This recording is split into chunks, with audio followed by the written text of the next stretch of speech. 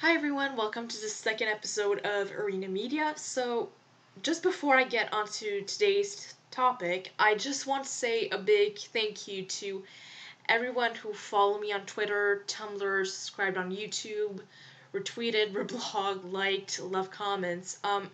It's really a podcaster's salary, and whatever words you leave, I can guarantee I read them all. I love it. It's really encouraging. And special thanks to Star Wars Connection, which is the first podcast ever I participated in and who promoted this channel as a daughter project. My former fellow podcasters are now pursuing projects of their own, namely Lords of the Sith and 6 Degrees of Kylo Ren. So if you want to check them out, go ahead, you won't be disappointed.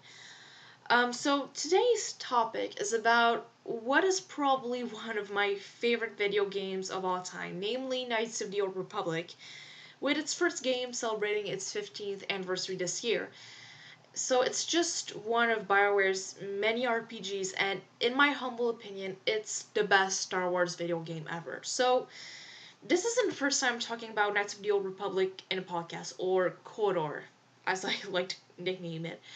I did a video about Revan and Bastila and parallels they have with Rey and Kylo Ren in the Star Wars sequel trilogy, which I linked in the description below. I'm going to refer to that video a bit, but obviously it won't be my focus today. I'll be talking more about KOTOR as a whole. So obviously this won't be spoiler free, so if you haven't played the game and don't want to get spoiled, stop listening right now, because I'll be discussing some pretty heavy stuff spoiler wise and for both games. So if you haven't played the games yet, obviously I 100% recommend you do so. It's available on Steam, and when it goes on sale it's something like $2 or $3, so it's totally worth your money. So obviously the graphics haven't aged very well, but the story is still amazing, as I will prove in this podcast. So I won't sum up the story of both games either because it'd take way too long. So if you need a little reminder, or if you don't know about the story and don't mind getting spoiled, I am going to link a video in the description below that describes the story of Revan and Bastila way better than I would, as well as the background for Knights of the Old Republic. But again, if you search around, it's easy to get a summary of these characters' story. So KOTOR is consisted of two RPG games. The first one from 2003 and the second one titled Knights of the Old Republic 2: The Sith Lords, and that came out in 2005. So there's also a comic book series of the same name, which started to come out in 2006 and was a prequel of sorts to the games. I will not be talking about that comic book series, even if it's excellent, because this podcast is going to be way too long already. What you do need to understand is that when the first game came out, it was a year after Attack of the Clones, so we're right in the middle of the prequel trilogy era. Obviously, if you know a thing or two about the Star Wars fandom, well, people didn't like the prequels very much, and in a lot of cases, they still don't really. So, within an RPG setting, KOTOR confirms certain themes showing up in the prequels, though, of course, I think we'll all agree to say that they were better handled in the game. So, KOTOR, the first like the second game, had a way of highlighting what made Star Wars a story for the ages, made it be story themes and arcs, archetypes, that epic feeling of myth meeting space opera, meeting fairy tale, and all the while criticizing certain flaws in the universe in a way that often broke the fourth wall. So, before I go any further, keep in mind that I'll be talking about the first and second games according to the canon BioWare determined for them. I'm going to talk a bit about the other possibilities, of course, but in general, when it comes to narrative structures, archetypes, I personally think a male Revan and a female Jedi Exile work better. But of course, we may agree to disagree. If female Revan is your thing, that's fine. If male Exile is your thing, that's fine too. So, that's just my opinion, again. So the first game, at first glance, if we look at the structure, it's a lot like the original trilogy, except 3 movies got condensed into one game that lasts around 40 to 60 hours. So you have a super weapon, you have the couple who snark a lot at each other but then end up together when they realize they do anything for each other's sake. You got the big cheesy reveal where the hero has this existential crisis where he realizes that everything surrounding him was a lie. And you got the big uplifting Disney ending way before Disney actually bought the Star Wars franchise.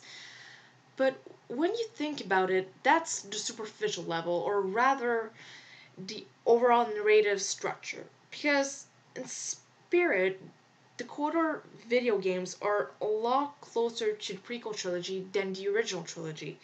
So I'll talk about the second game a bit later, and we'll focus on first game instead.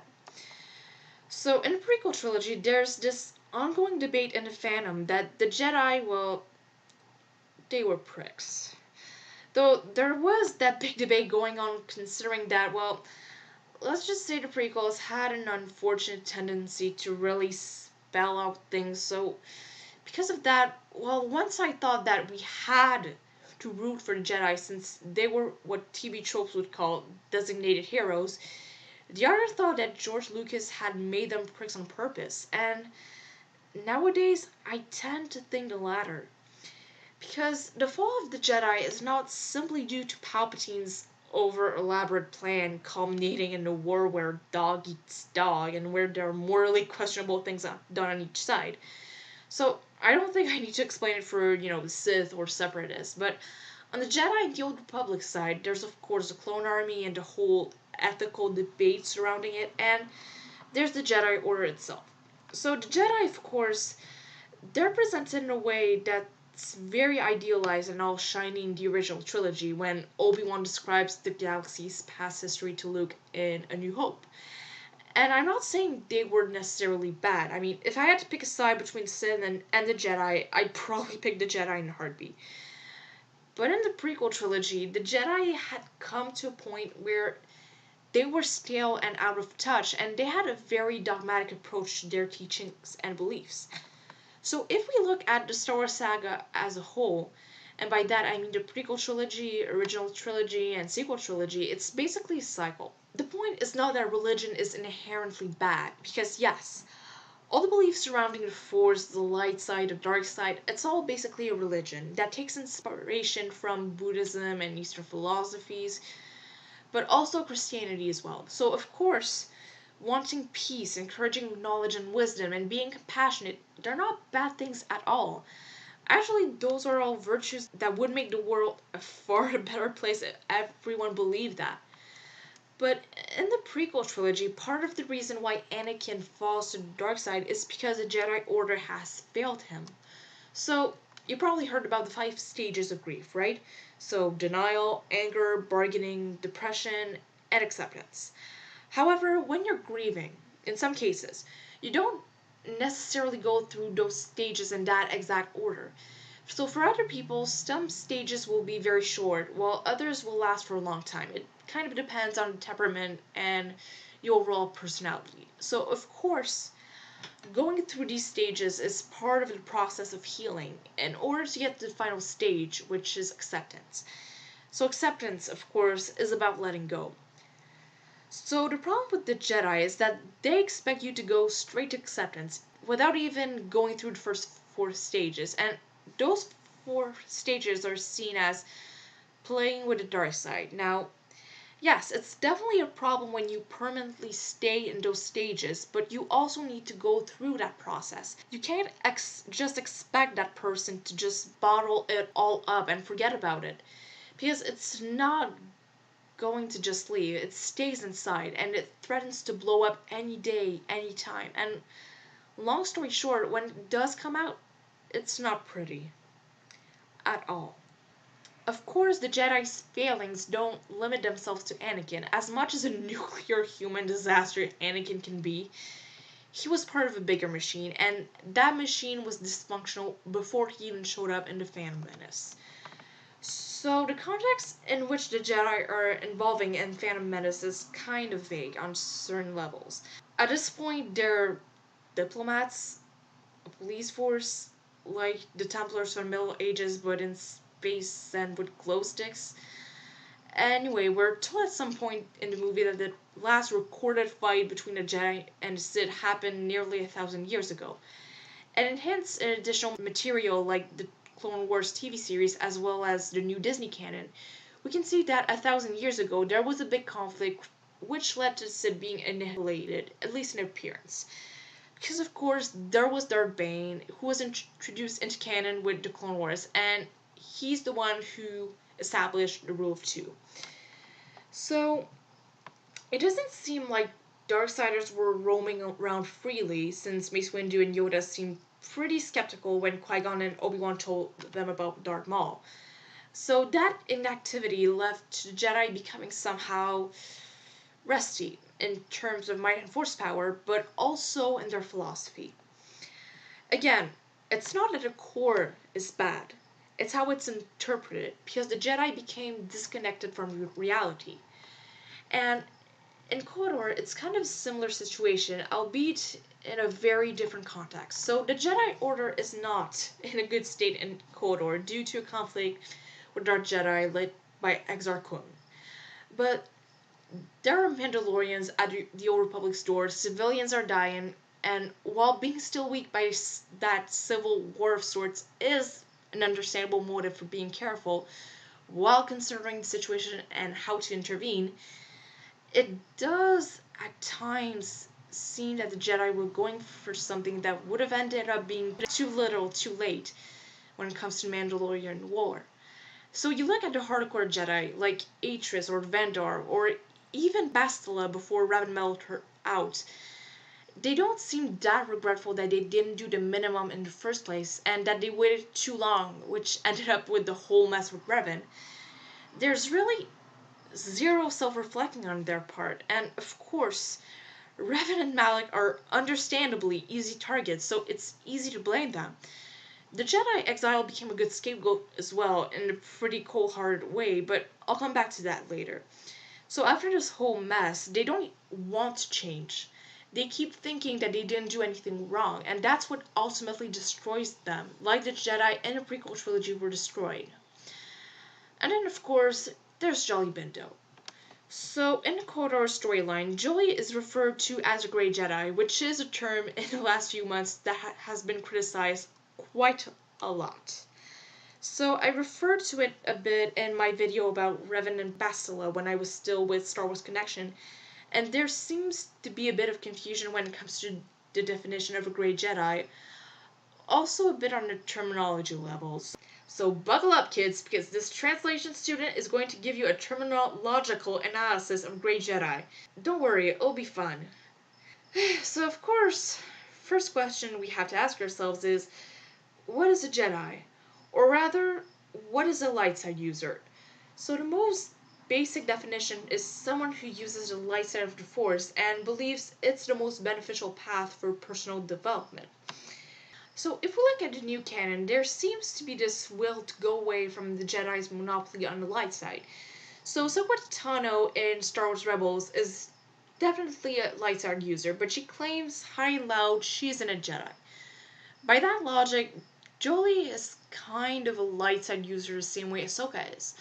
Both of them have been disappointed by Jedi Order each in their own way, but that doesn't mean they've turned against the basic morality they have been taught.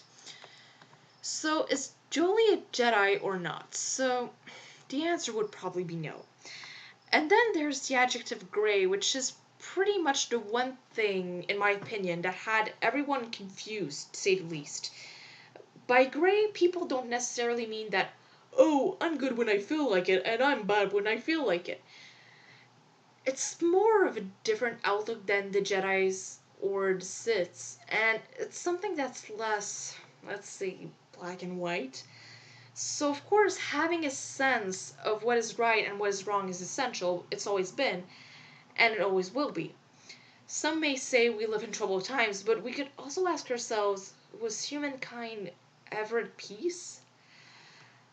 So yeah, I'm getting way too deep, but that leads me to say people make mistakes because we're imperfect by nature, and from there we can either improve or worsen.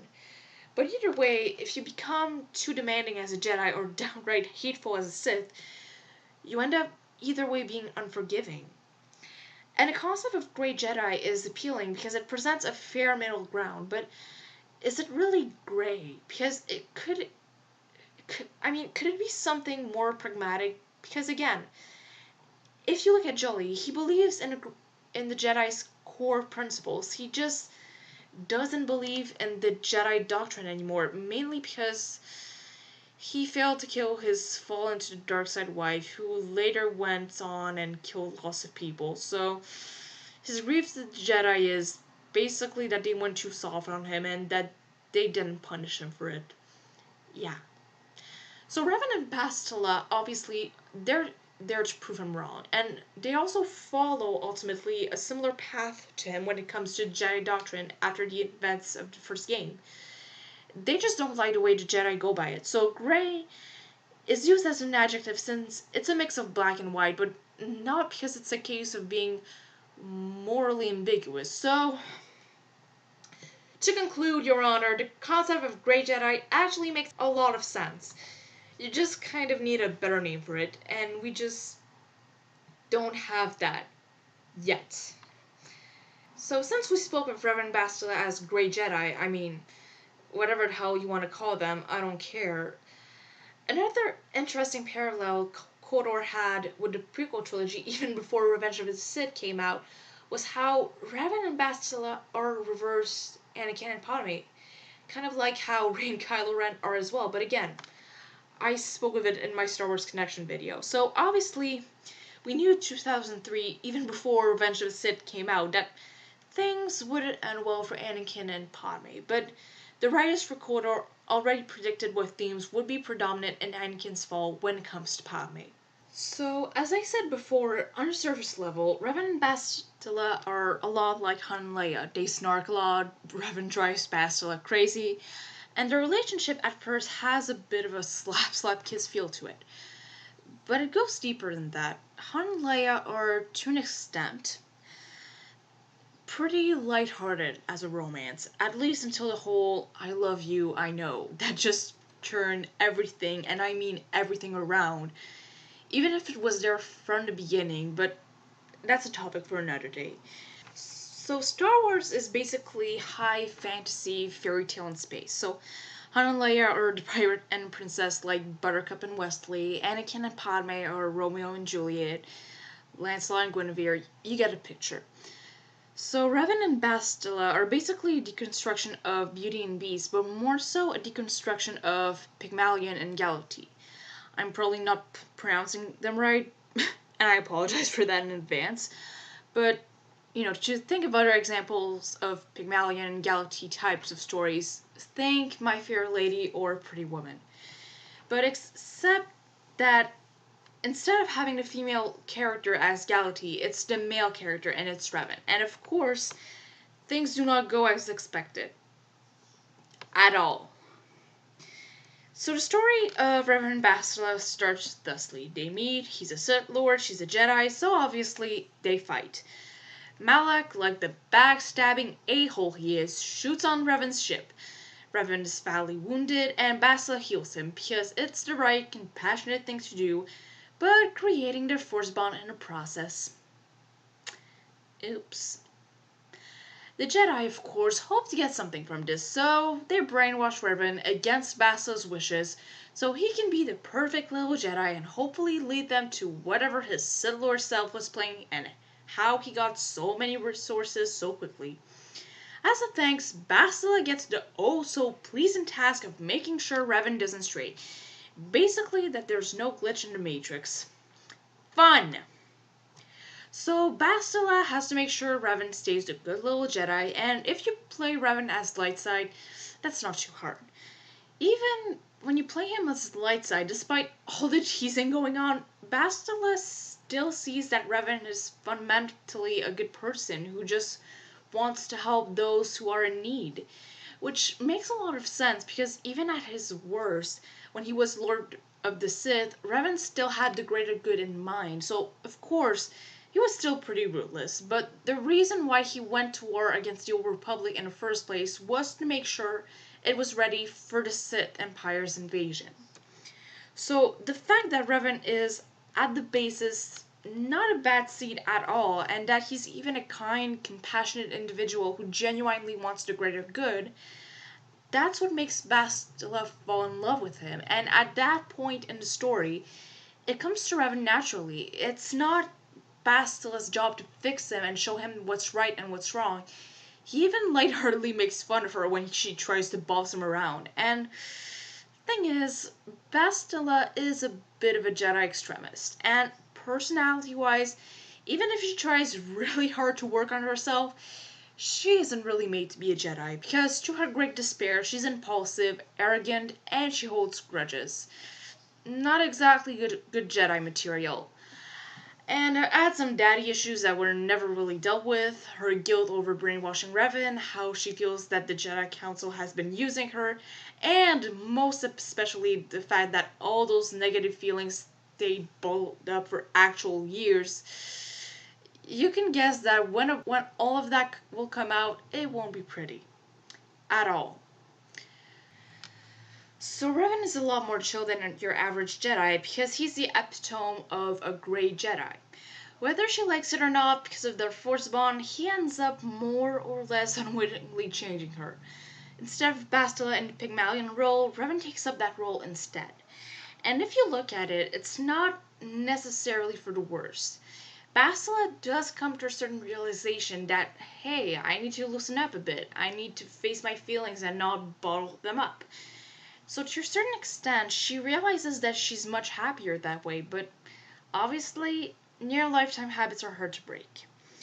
A lot of people say that it's because of Revan's hidden deep dark side that influenced Bastila to eventually fall, but I kind of wonder sometimes if it's not rather guilt. Bastila herself realizes she can't be the perfect Jedi Master she always dreamed of becoming. So along with Malak torturing her, because sadly getting turned to the dark side always involves some pain, since coming to terms that she's not what she tried to convince herself she was, well, she snaps.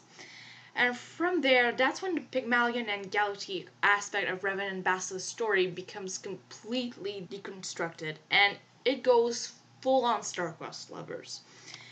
So I spoke about it in my video about Revan and Bastila for Star Wars Connection, but I'll talk again about it here because it's very important.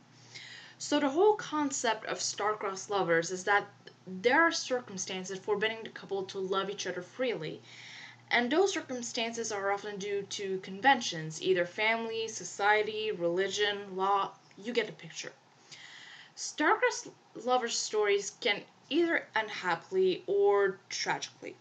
In the latter case, it's either because the convention stopping them from loving each other freely got the better of them and they died to prove how cruel those conventions are. So think of Romeo and Juliet. It can also be because they didn't love each other selflessly enough. So think of Catherine Earnshaw and Heathcliff, or even Anakin and Padme. When it ends happily, that's because the lovers proved the convention stopping them from loving each other wrong, even sometimes destroying them in the process. And that's what happens with Revan and Bastila. Revan may not now know the truth about who he really is, but that doesn't mean he turns against Bastila for lying to him. He remembers that Bastila fell in love with the compassionate individual he is. He also remembers the very reason why she saved him in the first place is because of her own compassion. So in a way, Bastila did change Revan forever, and even if she's guilty for him getting brainwashed, she still changed him for the better, saving them both. So when Revan meets Bastila again on Starforge, he saves her because she knows that despite it all, he still believes in her. He knows that even if she's not following the path she and Jedi Order have set for her, even if she made mistake after being basically taught that she can't allow herself to let that happen, he can still see the greatness in her, just like she saw the greatness in him. He knows it's never too late. He's a living example of it. So if it wasn't too late for him, it wasn't too late for Bastila. And therefore, the rigidity of the Jedi Council, which near destroyed both, becomes utterly obsolete. And yeah, of course, since Revan and Bastila afterwards go and preach how love, any kind of love, is actually the best way to achieve compassion rather than selfishness and the dark side, They pretty much get banned from Jedi Order. But at least they had each other. Until Reverend Noble had to destroy that too. So that's all for the first game, even though I have to say that a lot of themes from first game also show up in the second, but in many ways, Knights of the Old Republic 2 The Sith Lords is a lot darker and edgier than the first, in the best way possible. So the main character is the Jedi Exile, whose name is, quite infamously, Mitra Surik. I will refer to her as Mitra whether you like it or not, because I'm personally fine with that name. And in all of Star Wars, she's probably the closest thing we get to a representation of everything war veterans go through after being traumatized. And it's not explicitly presented as PTSD, but they rather use a metaphor for it, and one that's especially shocking. So when we meet Mitra for the first time, we quickly realize that of all of Revan's followers, she's probably the one who got screwed over the most. She has lived with the guilt that she pretty much committed genocide. She was one of Revan's generals during the Mandalorian War, and while Revan was battling Mandalore, she ordered the activation of the mass shadow generator, which not only turned the planet Malachor 5 into this apocalyptic looking rubble, but she also wiped out both Mandalorian forces and Republic forces.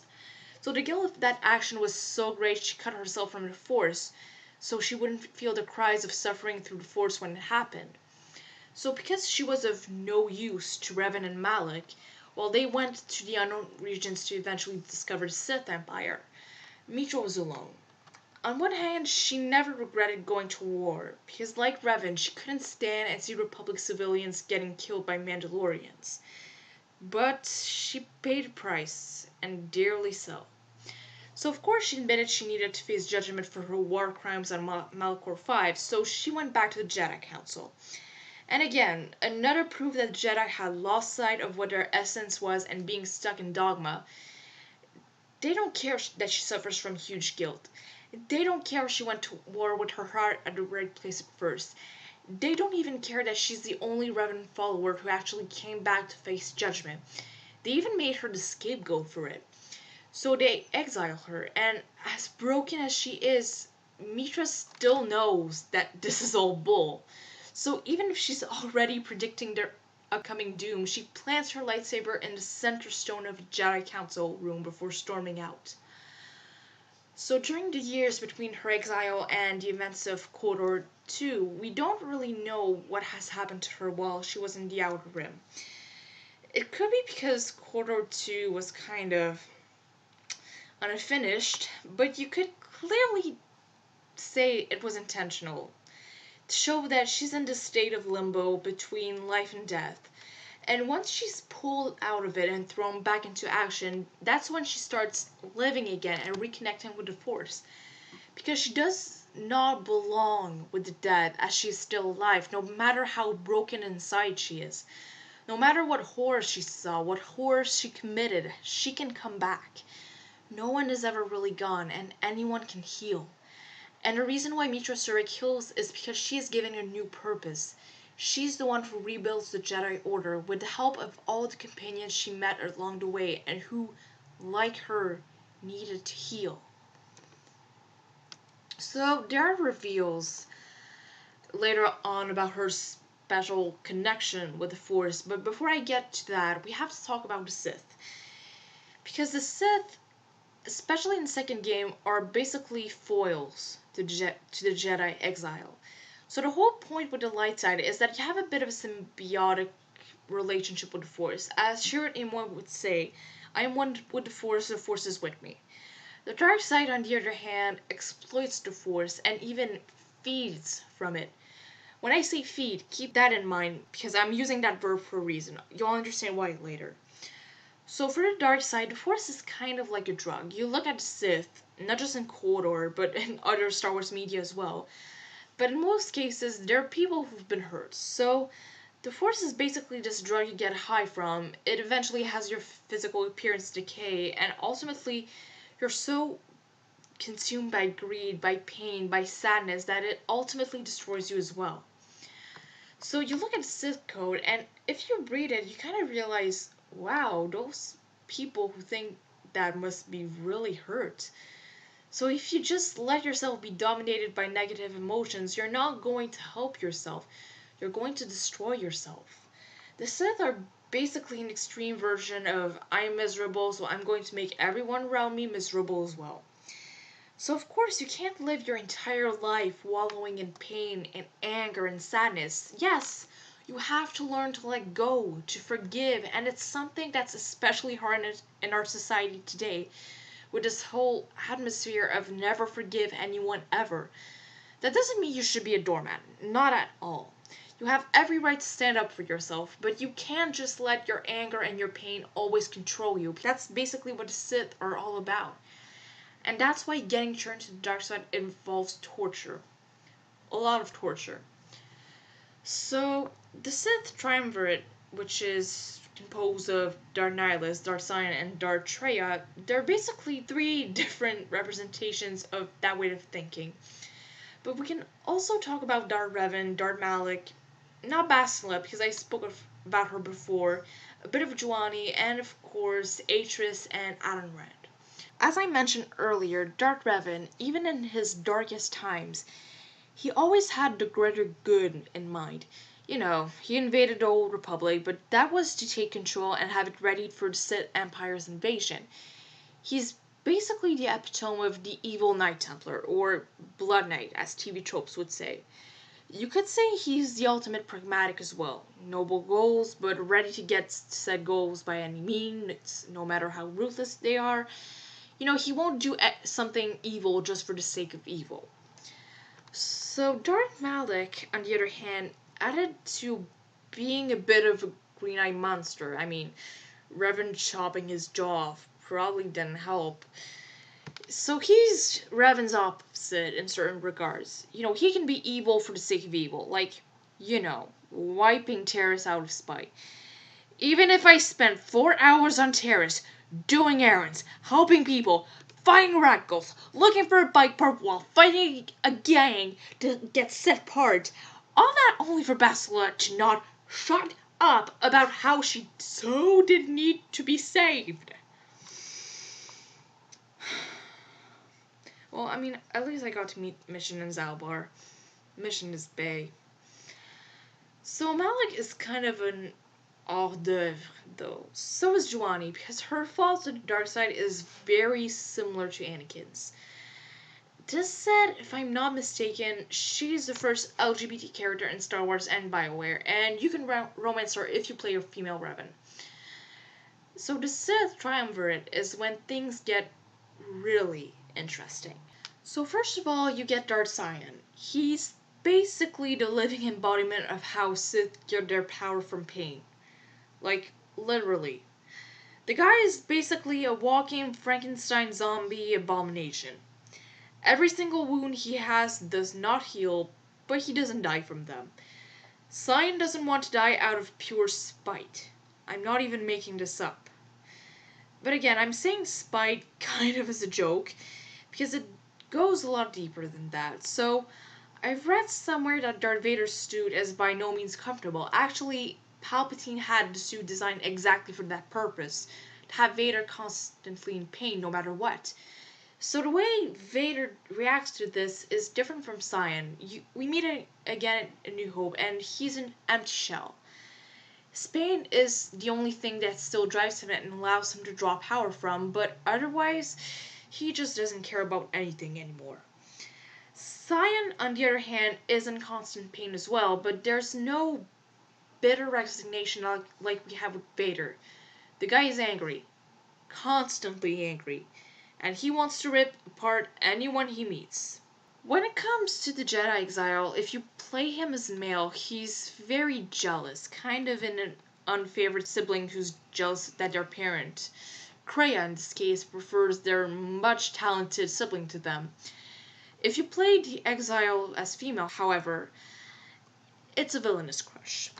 It's not the kind of villainous crush that will make the villain in question go, I will kidnap you, my pretty, and I will have you all to myself.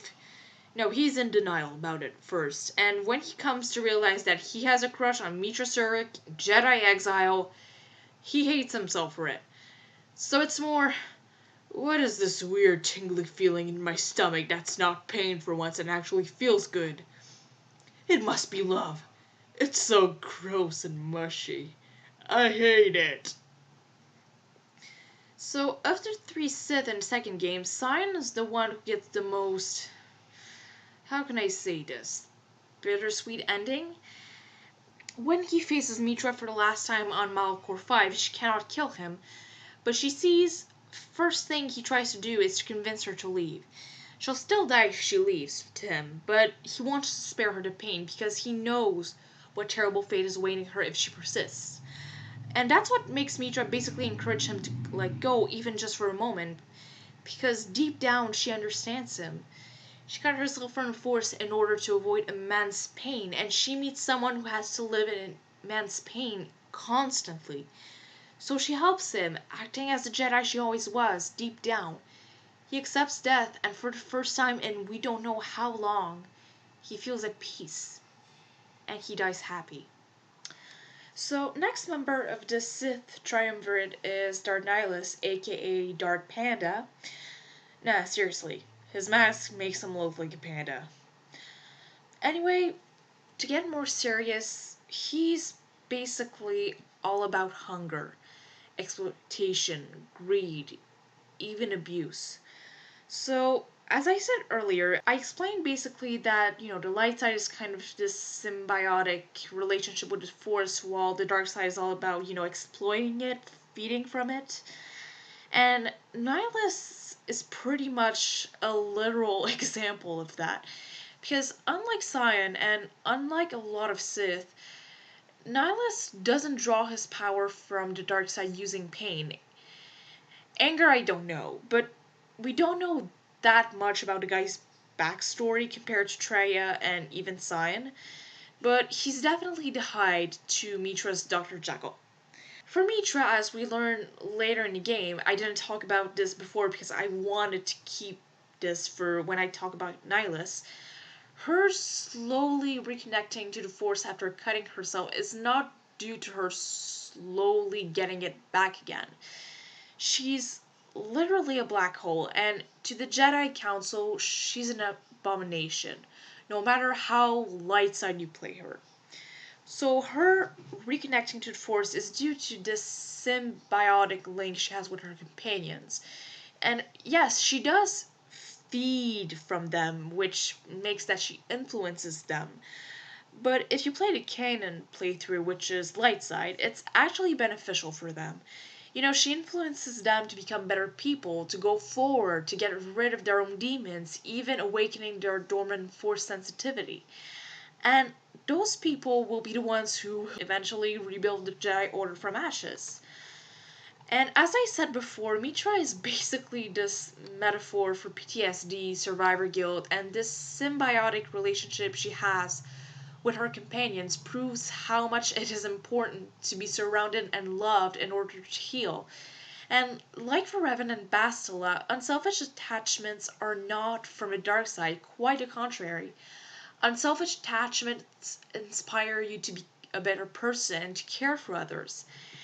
But, of course, if you play Mitra's dark side, however, that force feeding makes her not so different from Nihilus, since it's a lot more, it has a bit of a parasite aspect to it, and it encourages your companions to do their worst, and even become Sith themselves. Nihilus, however, even in that case, he's a lot more extreme. So Dark Nihilus is basically the closest thing we had to a vampire in Star Wars. I mean, until we got those weird screaming Citadel comics. So weird that I absolutely love them like the gothic horror freak that I am. So his power is basically the opposite of science. So instead of finding power from his own pain, he gets power from other people's pain. Literally by feeding from them. And when I say feeding from people, I mean that he feeds from entire planets. Like, genocide. To the point, the reason why the Jedi are wiped out by the time of KOTOR 2 is because they were assembled all in one place and he just sucked the Force life out of them.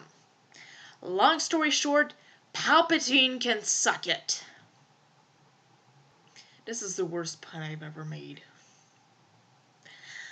The most poignant example of this genocide feeding is Visasmar, basically a Miraluka, which is a species where everyone is blind. So yeah, blind, force sensitive, let's call her marred vision, because why not? And this is when I get into the heavy stuff. So I don't want to bring back bad memories of traumatic experiences to anyone, so just skip to the point indicated in the description below if you prefer avoiding it.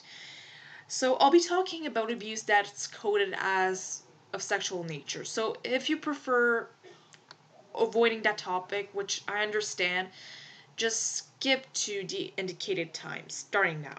So, when I look at Visa's added to her voice, I always think broken doll. I mean, I don't know why. She's deadly, don't get me wrong, and she'll kill any enemy she faces without a second thought, and she's quite good at it. But she has no will nor drive of her own, and it's not that she doesn't have a personality, it's just she's been denied it. So whatever remains of her are the few shards of dignity she still has. She's all covered up from head to toe, and whatever happens, do not try to convince her to wear a slave bikini, because yeah, it's required at some point in the game that a female character has to wear a slave bikini. Like, it makes sense in context. So she had to see her entire people wiped out by Nihilus, feeling absolutely everything in order to break her spirit, and then she was forced to become his apprentice. And there's never a word about sexual abuse when it comes to Visas, but still, the implication is there. So Nihilus may have, not fed on her like he did with so many others, but what he made her go through is really a fate worse than death. He's in actual abuse with her because he just psychologically sucked the life out of her, and that is classical abuser behavior. And throughout the game, she kind of realizes, no, I'm worth something, I can do good, I can help others, and at first she follows the exile without question, and she has this catchphrase that's basically my life for yours. And depending on whether you play Mitra light side or dark side, she tries encouraging her to stand up for herself, and that's what happens in the end. So basically, the story of Nihilus is a bit of a cautionary tale for Mitra, but not one that's hard to swallow or, overly moralistic, like, some cautionary tales can be. And Nihilus is basically a representation of what Mitra could have become if she let herself fall completely to the dark side and be consumed by nothing else than hunger. And, really hunger that's due to self-inflicted loneliness and greed. And it's to the point that Nihilus is defeated when he tries to feed on Mitra. And it's basically like a supernova meeting a black hole. So, because of that, he can only end up being destroyed. And if you choose to see what face lies beneath the mask, you see the exiles. And perhaps it's a result of Nihilus losing his identity by facing a greater opponent than himself, but it also proves that how much deep down he and the exile are not so different. And if you let Visas look at the face of her abuser to finally put a face on the person who ruined her life, when you ask her about it, she admits that all she saw was the face of a man, an ordinary man. And that proves for Visas that you are not who your abuser makes you to be. You are valuable. You are lovable. Your abuser is the one who is nobody. And this is the part where I get to Darth Treya, or if you prefer, Kreia. So, one of the head writers for KOTOR, and that is Chris Avallone, he admitted that Kreia was a bit of a mouthpiece for some of the criticism he had towards Star Wars. Because, well, yeah, you can love something and be critical of it. Look at you, The Last Jedi. No, that podcast is coming, believe me. So, Kreia.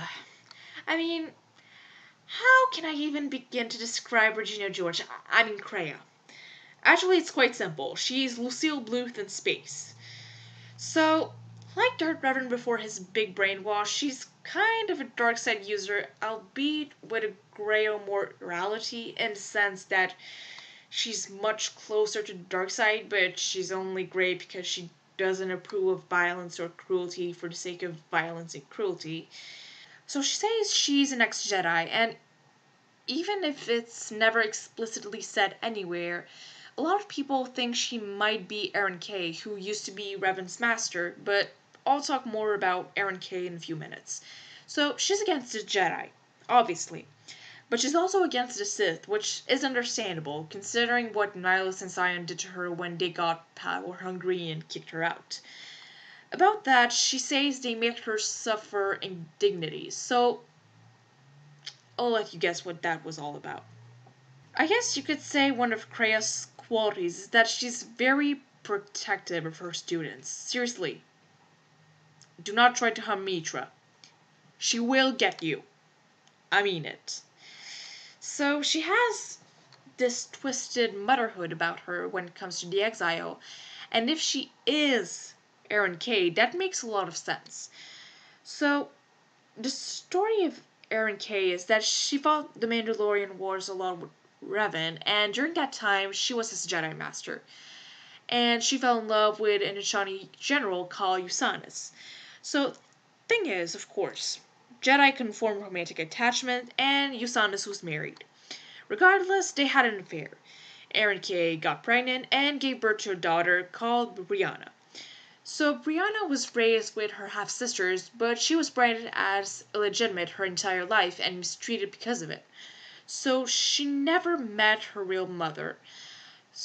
And, of course, Aaron Kay was believed to have died during the Battle of Malachor V, but if this implication is to be believed, Aaron Kay didn't die.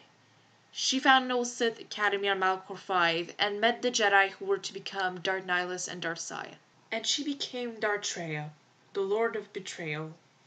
So, indeed, Kreia betrays everyone, even her own daughter, but she never betrays the exile once. So, this is the moment where I have to say some grief about the game.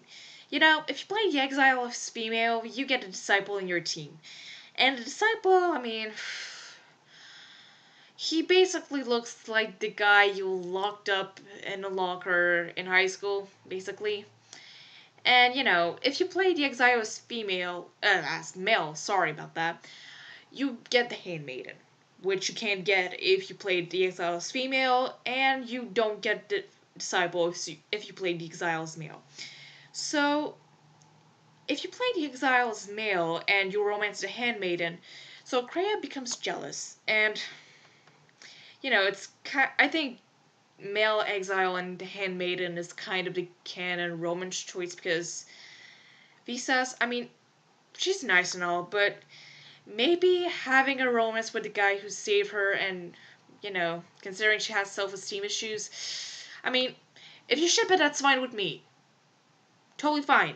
But, you know, for me, maybe dating is not a good idea. But, you know, with all that said, I mean, for me, the Handmaiden is essential to the story since she's Kreia's daughter, if that theory is true. But, you know, instead, we get a disciple who is the second most useless character after Godo, who just has a hopeless crush on the exile while, you know, Adam Rand is around. But anyway. So where was I? Oh yeah. So the exile is kind of a replacement child for Kreia because it does seem like she has some bitterness over not being able to raise her own child. So this said, her child has become Atris's puppet. And because Kreia hates Atris, she hates the Handmaiden too, and she sees her as lost.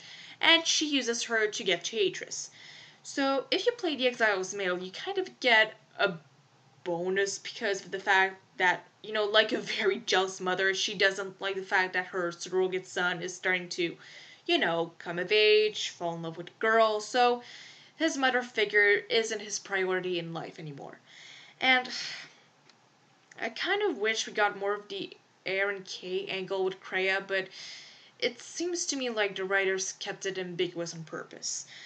So long story short, we can see that Kreia is in it for herself and for the exile, and she's the perfect case of how someone who is utterly selfish can have a loved one, all the while having no redeeming qualities whatsoever, and especially not because of that love.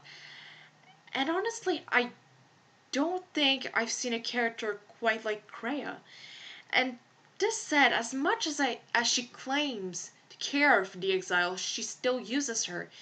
She uses her to take down Nihilus, Cyan, and surviving Jedi Council as revenge. And she knows Mishra will eventually come to rebuild the Jedi Order with her companions. And that's what she was building up to. And the worst, or best part, depending on how you see it, is that even if she dies in the end, she succeeds. So, I mentioned that Kreia was a bit of a mouthpiece, and in that aspect, she's a lot like Luke Skywalker and even Kylo Ren in The Last Jedi. Really, Luke Skywalker in The Last Jedi. The original trilogy, it's a whole other story. And, because those three characters, they basically point out everything wrong with the Star Wars universe. And that's not to say that the Star Wars universe is bad. As I said, you can criticize something you love.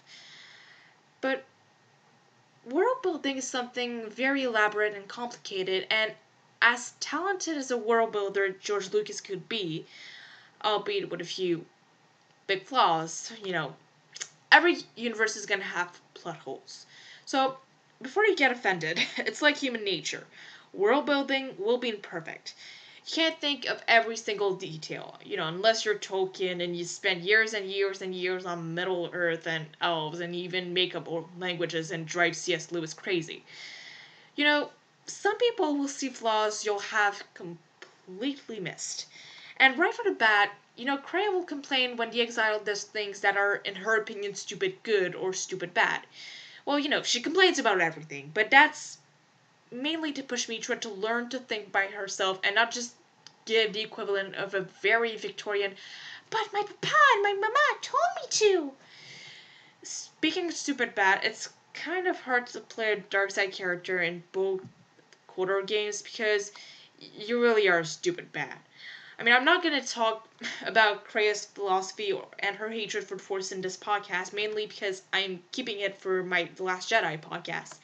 And honestly, this episode is long enough. So like Nihilus and Cyan, Kreia is driven by hate, but it's something very complex. She doesn't get her power from the Force by fueling through hatred.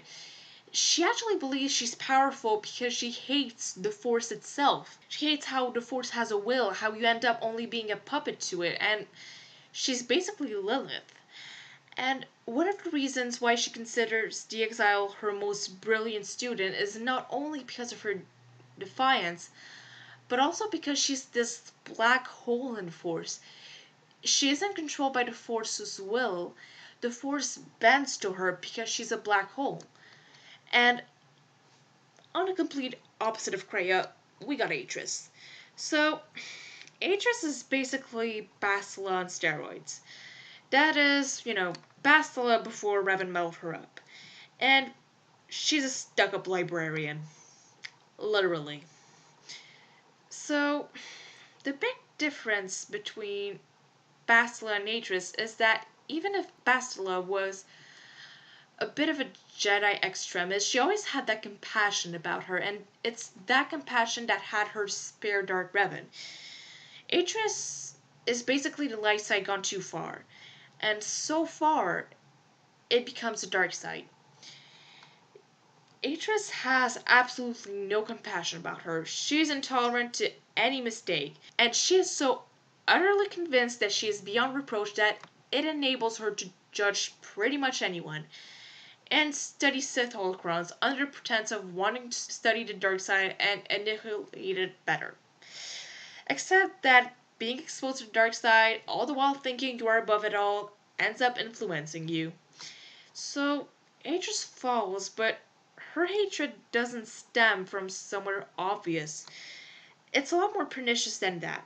Because her hatred comes from the fact that she hates herself the most. She admires Mitra for her defiance and how she's convinced she's doing the right thing, even if it's so against the Jedi Code. And she hates herself for it because not only she's harsh on other people, but she's also unconsciously harsh on herself.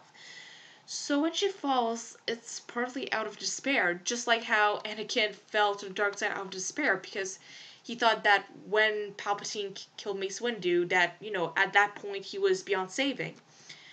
And then there's Adam Rand.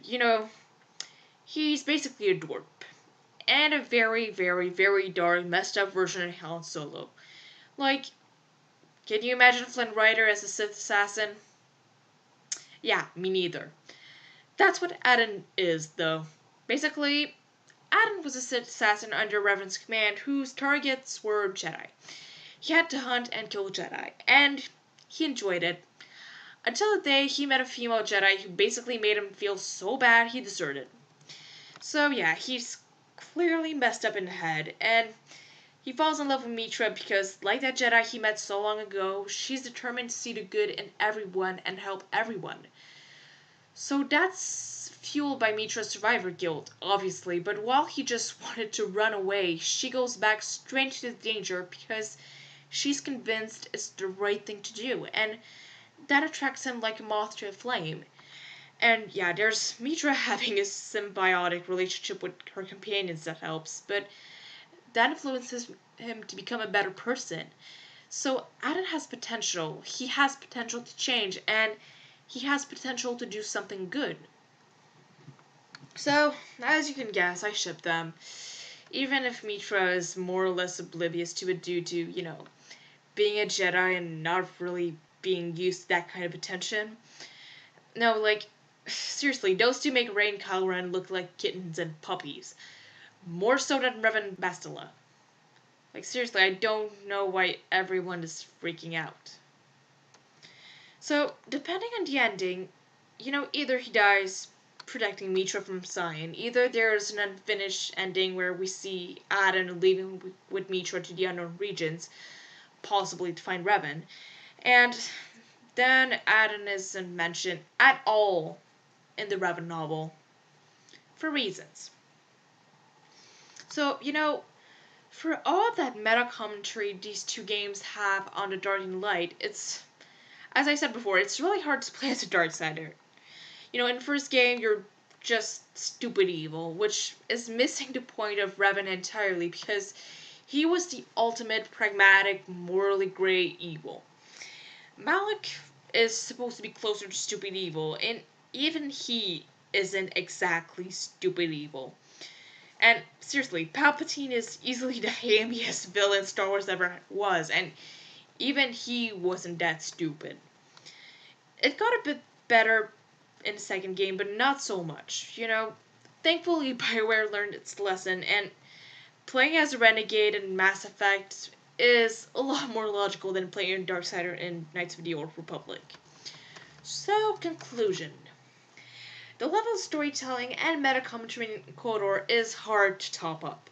When I think of one of the reasons why the Revan novel and Star Wars The Old Republic ended up being disappointing for so many people, including me, I think that's definitely one of the reasons, the storytelling, the commentary about Star Wars in general, and obviously there are other reasons, but it manages to be so many things at the same time, and it's a love letter to Star Wars, like, it's sometimes a harsh criticism of it, and it's also a picture of how horrible and disgusting human nature can be, just like it can show it is capable of greatness.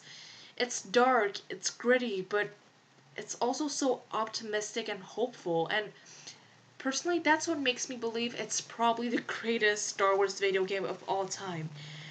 And I even say it's the best Star Wars story. So again, if you're a Star Wars fan, if you haven't played it, please do. It may belong to the old EU, but it's totally worth your time and money, and I hope they will bring more elements of it back in new canon. Revan almost showed up in the Clone Wars, and the Clone Wars just got rebooted, so who knows? Until then, as usual, if you have any questions, commentaries, you can leave a comment below, send me an email, ask on Twitter or Tumblr. If you could subscribe and share, that would be very appreciated. So, I know it's been more than a month since my last podcast. I know it's a long time, but I will say this. Um, I script my stuff. I just can't go in and improvise. So I don't have enough self confidence, and it doesn't help that English is not my first language. So I also want to do my research, and I value quality over quantity. So this said, um, the next podcast that will not be about Star Wars, but more Star Wars content coming your way, it's probably going to be shorter. I hope so. Anyway, until then, thanks again for your support. It's very much appreciated, and I mean it. And may the force be with you.